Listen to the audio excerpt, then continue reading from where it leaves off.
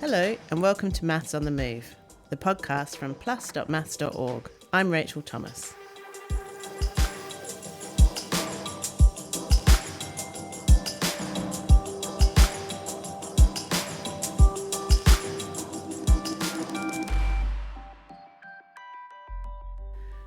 Now, one thing we all have in common is if you've been to school, you've had to study maths.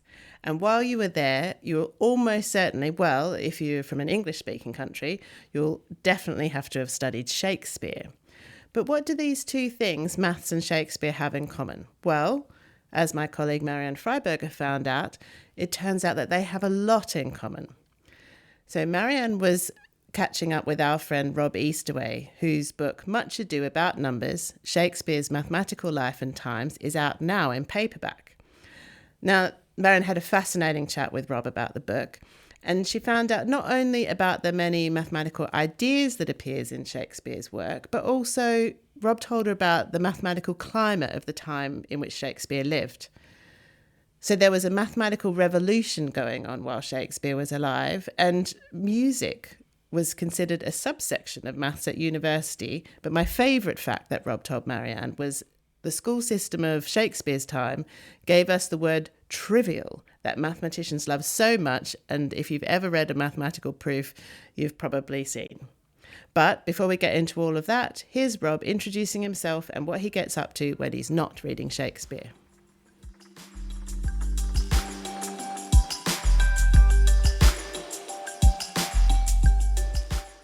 I'm Rob Eastaway. I write books about the maths of everyday life, and I'm also director of Maths Inspiration, which are theatre-based lecture shows for year 11, year 12, 15 to 17-year-olds to show them that there's more to maths than taking exams. And I've been to Maths Inspiration shows and they're truly amazing. I mean, there's a big audience often, isn't there? And they're on the edge of their seat. Well, it's fantastic when it's like that. But yes, we have audiences of up to 1,000 in perhaps a West End theatre in London or the Bristol Beacon Theatre. So it's a very different dynamic when you've got a vast number of teenagers in there. Clearly, it can't be a regular maths lecture. So it's very much about making these things, good, rich maths content, but entertaining, engaging, interactive, and with a sense of humour as well. Now, as you say, you're also an author. You write about mathematics. And I have this beautiful book in front of me called Much Ado About Numbers, Shakespeare's Mathematical Life and Times. Tell us how it came about. Like, how did you even think about writing a book about mathematics in Shakespeare's times and in Shakespeare? That's a really good question. Many people ask, because why would you do it? And the reason why I did it was by accident. This is a case of serendipity. So the Maths Association were holding their annual conference in Stratford-upon-Avon in 2022. And I was going to do a workshop, as I always do, and I thought, Stratford-on-Avon, Shakespeare, it would be fun to do maths and Shakespeare. It was kind of a joke, just a hook to hang things on. And the kind of jokes, I was going to do it with my colleague Andrew Jeffrey, and we were bantering about we could do 2B or not 2B, the algebra of Hamlet, and just use these things as a springboard for talking about maths ideas. I thought I better just word search Shakespeare, see if any maths is in there. Does the word mathematics appear? And it does. It appears twice in a play called Taming of the Shrew. I thought that's interesting. Why is it there? And what about division? And what about this? And what about that? And what was going on in maths in Elizabethan time?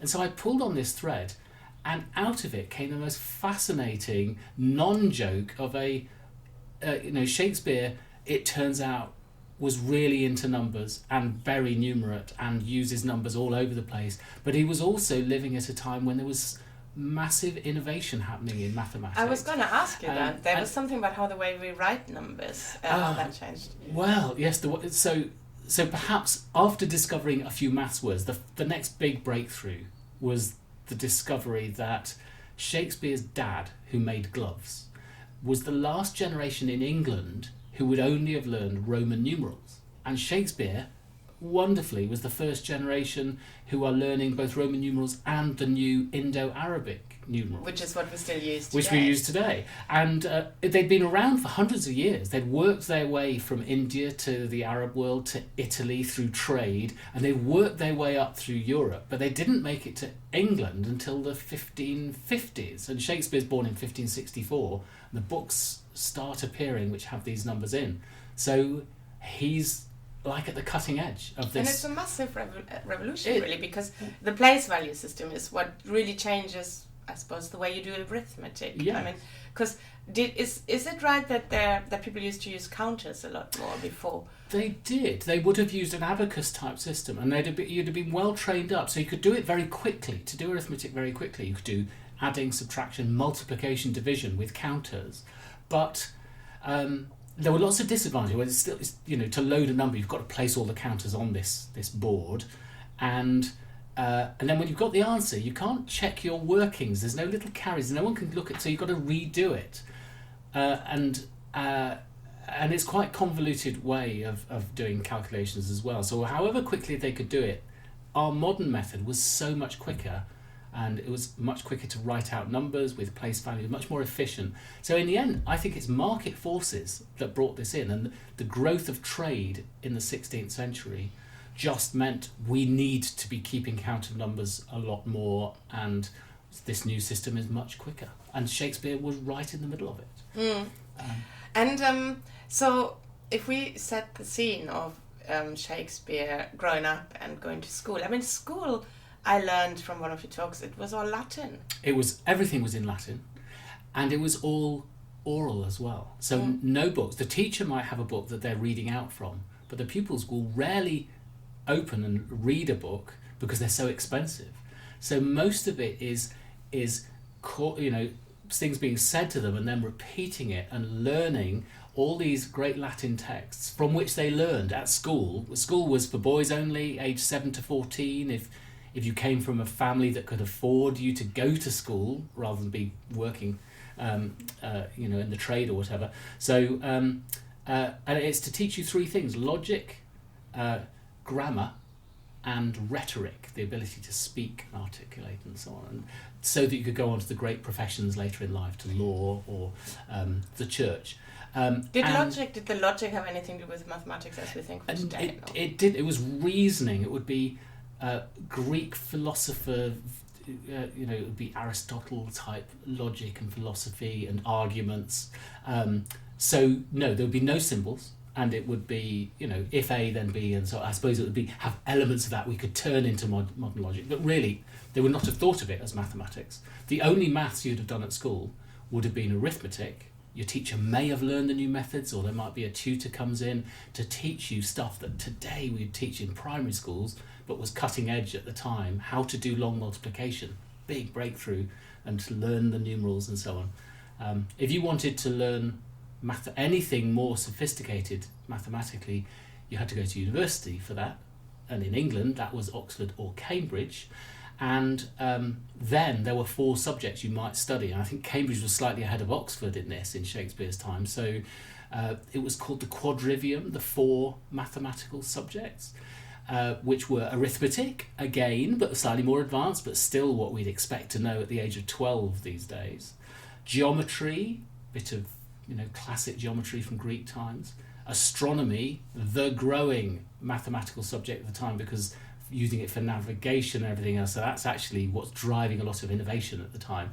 And the 4th one, music. Interesting, isn't it? Yeah, interesting. Music, a mathematical subject. You go to Shakespeare's work, his work is full of music, but sometimes with little references that show that he's thinking of it as maths, as a mathematical subject. There's a scene in The Taming of the Shrew, that one that mentions mathematics, where a guy called Hortensio disguises himself as a tutor so he can go and give private lessons to Bianca, who he quite fancies, and he's dressed as a tutor of music and the mathematics. Not because he's a jack of all trades, but because they're the same thing.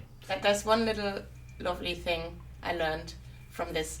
In mathematics, we often use the word trivial to say that something is very easy, or easy to, not exactly common sense, but it's a quick, easy proof. Now that has an interesting connection to the school mathematics of the day. Exactly. Well, and so I said the quadrivium. There's the 4 university subjects, but culturally, the number 7 was really important right back in history, and certainly in medieval and early modern times, equally so.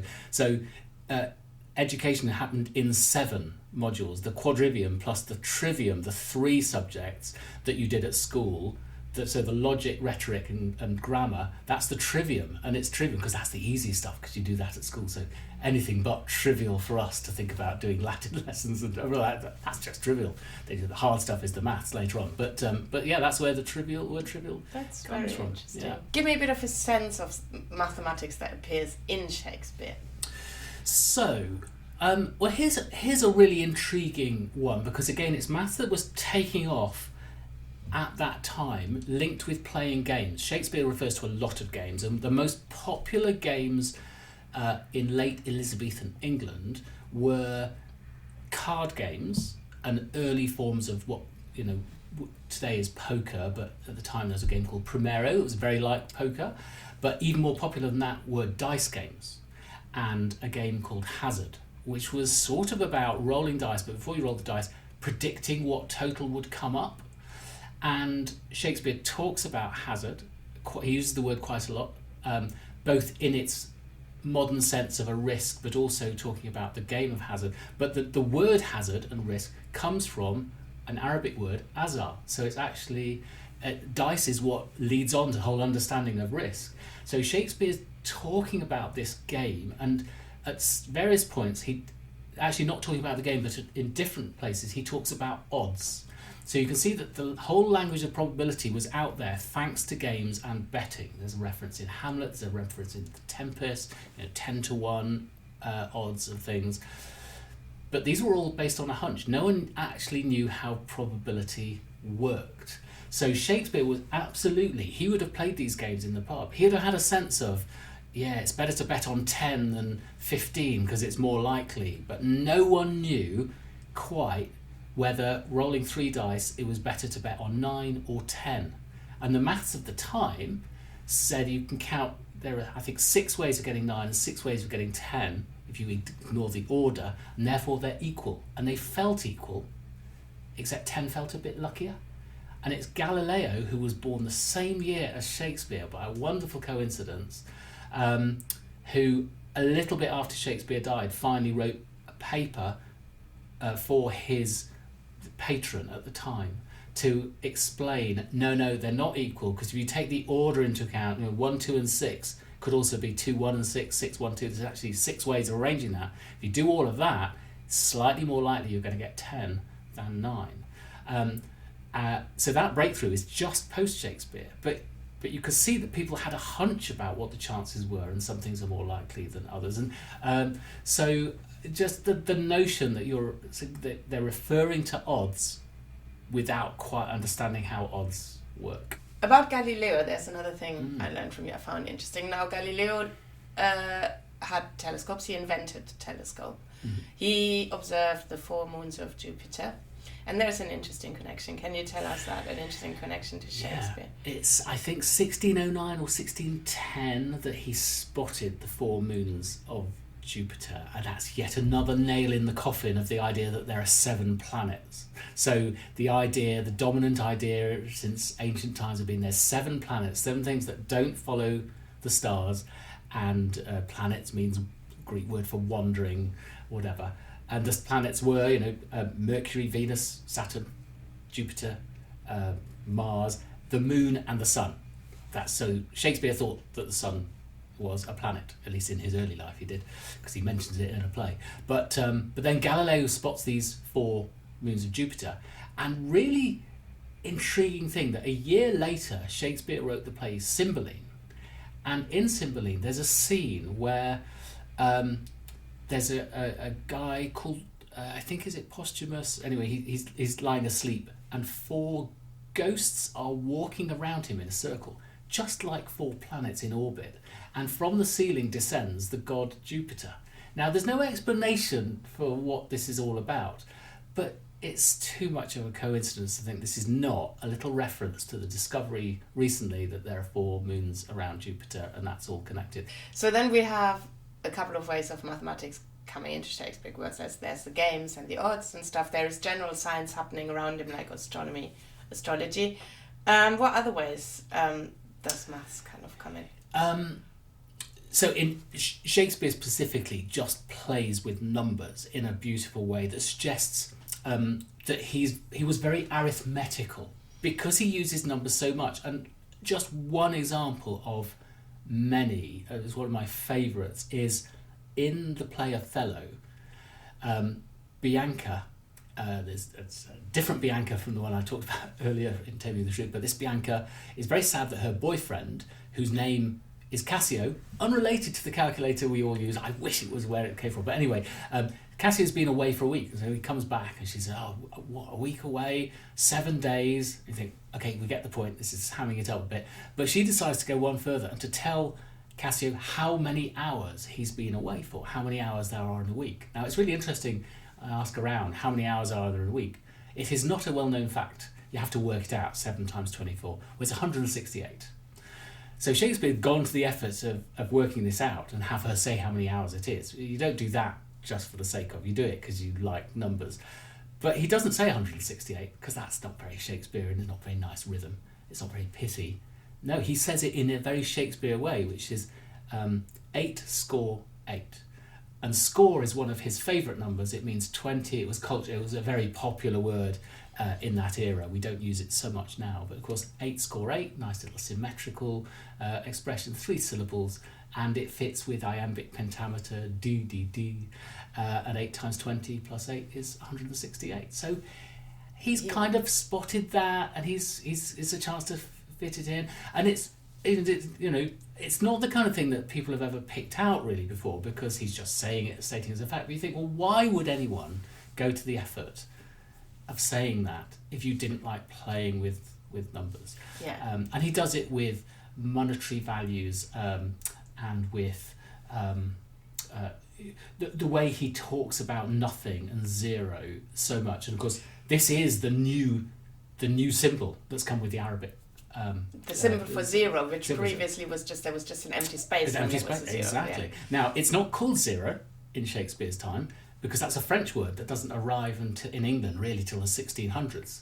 So instead, the thing we now call zero had a different name. It was called the cipher, which is a great word, isn't it? So we think of it as a code, and Shakespeare sometimes uses it, ciphering as code, but more often he's talking about it because it's about zero. And he's clearly intrigued by this new idea on the block. One of his famous history plays, Henry V, where a guy called the Chorus comes on stage at the beginning and says, this is not how he says it, but he basically is saying to the audience, you're going to have to use your imagination because we have to represent an army of 1 million and there's only 7 of us on stage, but that's okay. Think of me as the 1 and my fellow actors as zeros, and that way we make a million. And so he says it in a much more poetic Shakespearean way, but that's basically what he's saying. Treat me as the 1 and my colleagues as the ciphers. And it's funny, that little bit, I notice, is not included in the Henry V film, the classic version, Kenneth Branagh's version. I was looking for it. Where is it?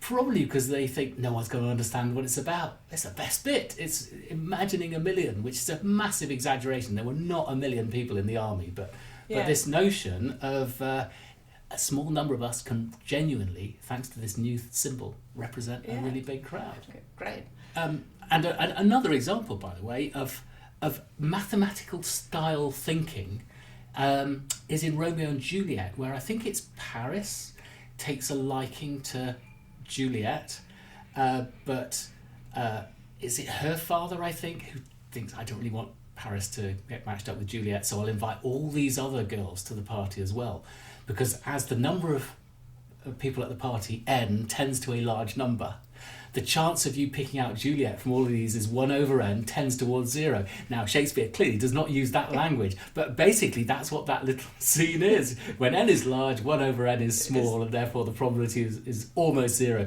Interesting. So, I mean, we could go on talking forever because there's so much interesting stuff. But I wanted to ask you, so apart from just enjoying it because it's interesting, what do you think people can get out of it? Perhaps specifically in terms of education, of reading your book or being aware of these connections. Yeah, It's interesting at what point in my life I got labelled as being a mathematician. You know, at the age of 16, you get pushed down a line. I went very much down a science line.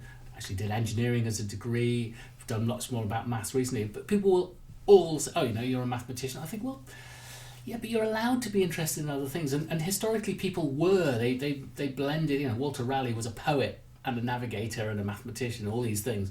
And I just like the idea of connecting all these subjects that we treat in silos in our education system. So, well, history and Shakespeare and maths and science and music, they're all connected. I just think anything that takes you out of your own subject to connect it elsewhere just enriches your understanding of that subject.